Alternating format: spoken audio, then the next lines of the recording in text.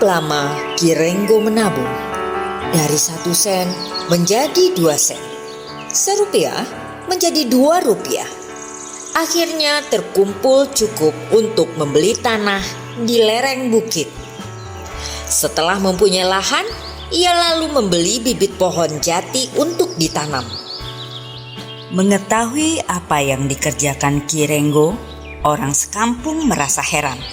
Namun tidak berani menyatakan terus terang. Dalam hati mereka berkata, Kirenggo kan sekarang umurnya 79 tahun. Mengapa perlu susah payah menanam pohon jati? Apa untungnya? Pohon jati bisa dipanen atau ditebang setelah umur lebih dari 10 tahun. Jika belum 10 tahun, kayunya belum keras, tidak bisa digunakan untuk keperluan bangunan dan lainnya. Sebelum Kirenggo sebelum memanen, mungkin telah dipanggil oleh Maha Kuasa. ujar warga kampung yang lainnya. Benar katamu, aku juga heran dengan perbuatan Kirenggo. Sambung yang lainnya lagi. Membuang biaya dan membuang tenaga. Komentar seorang ibu yang kebetulan berada di tempat itu. Perbuatan sia-sia. Komentar yang lainnya lagi. Kepala desa tertawa terbahak-bahak ketika mengetahui hal tersebut. Bahkan menganggap Kirenggo orang bodoh. Pernah juga mengatakan bahwa orang tua itu kurang waras. Lalu berembuk dengan beberapa penggawa desa untuk memanggil tabib yang bisa menyembuhkan ketidakwarasan Kirenggo. Namun karena tempat tinggal tabib yang dimaksudkan cukup jauh, maka rencana untuk memanggil tabib itu pun belum bisa terlaksana. Mestinya orang tua itu menanam singkong, jagung, atau kacang tanah. Dalam waktu 3 bulan sudah bisa dinikmati hasil panenannya. Demikian saran kepala desa. Ditertawakan oleh kepala desa dan orang sekampung, Kirenggo tidak marah. Hanya tersenyum dan berkata, Lihat saja nanti, hanya Tuhan yang mengetahui. Jawaban tersebut membuat orang-orang semakin ramai membicarakannya dan semakin keras menertawakannya. Bahkan hingga ada yang terkencing-kencing. Suatu ketika, seorang pemuda datang mendekati orang tua tersebut yang sedang merawat pohon jatinya. Pemuda tersebut turun dari kuda dan bertanya, Apakah kakek bernama Kirenggo? Betul, nama saya Kirenggo. jawab yang ditanya. Kakek sudah tua, mengapa menanam pohon jati? Tanya pemuda tersebut. Yang tak lain adalah Pangeran Harun bin Lukman Hakim. Apakah itu bukan pekerjaan yang sia-sia? Mendapat pertanyaan tersebut, Kirenggo tersenyum, lalu menjawab,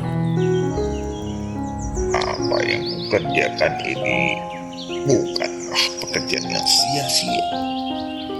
Bahkan membuat hatiku bahagia. Membuat hati bahagia, apa maksudmu? tanya Pangeran Harun. Bahagia karena telah berbuat sesuatu yang berguna bagi orang lain. Karena pohon jati ini bisa menahan erosi dan menghindari banjir. Jawab Kirenggo. Lagi pula, pepohonan juga mengeluarkan oksigen yang sangat dibutuhkan oleh semua makhluk hidup. Mendengar penjelasan tersebut, Pangeran Harun tersenyum gembira. Lalu mengacungkan kedua ibu jarinya tanda menyetujui pendapat itu. Luar biasa. Kirenggo telah melakukan pekerjaan yang sangat mulia. Andai seluruh rakyat di negeri ini berpikir dan melakukan kegiatan yang semulia itu, alangkah hebatnya. Sahut Pangeran Harun seraya memeluk Kirenggo. Lagi pula desa ini dan sekitarnya tidak perlu khawatir lagi dilanda banjir. Sesungguhnya pekerjaan ini sangat mudah dikerjakan. Semua orang bisa. Ujar Kirenggo kemudian. Mudah dikerjakan, tetapi tidak semua orang punya ide dan kemauan untuk mengerjakannya. Sambung Pangeran Harun. Sebagai penghargaanku kepadamu, aku ingin memberimu hadiah. Lalu diambilnya pundi-pundi yang berada di kantong pelana kuda. Pundi-pundi ini berisi uang tidak seberapa, tetapi cukup untuk membeli tanah seluas tanah yang kamu tanami. Kirenggo menerima pemberian tersebut serta mengucapkan terima kasih berkali-kali. Setelah itu Pangeran Harun pergi, langsung pulang menuju istana menghadap Sultan Luqman Hakim. Waktu itu Sultan Luqman Hakim sedang berada di taman, berbincang-bincang dengan permaisuri. Begitu melihat ayah bundanya, Pangeran Harun segera menghampiri, lalu menceritakan perihal Kirenggo yang telah menanam pohon jati. Mendengar cerita putranya, Sultan Luqman Hakim sangat tertarik. Kemudian mengutus salah seorang penggawa istana untuk memanggil Kirenggo. Saya telah mendengar tentang dirimu. Kata Sultan setelah Kirenggo menghadap. Terima kasih atas perhatian Tuhan. Di mana rumahmu?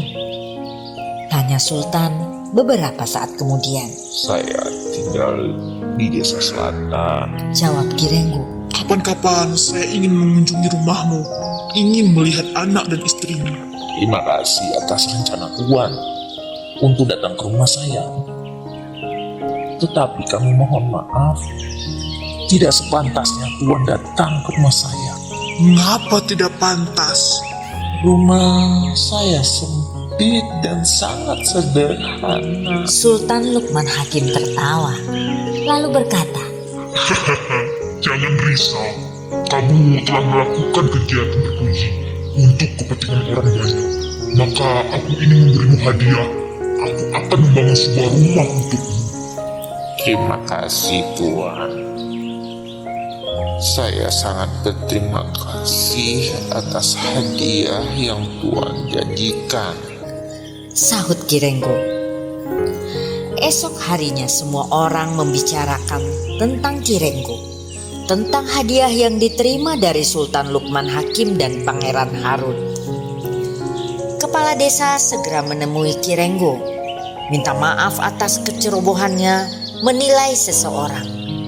Dan semua orang berkata, Kukira Kirenggo tidak akan bisa menikmati hasil panenan pohon jati yang ditanamnya. Ternyata baru beberapa bulan menanam, kini Kirenggo telah memanen hasilnya. mendengar kata-kata tersebut Kirenggo tersenyum, lalu mengundang seluruh warga kampung untuk makan bersama.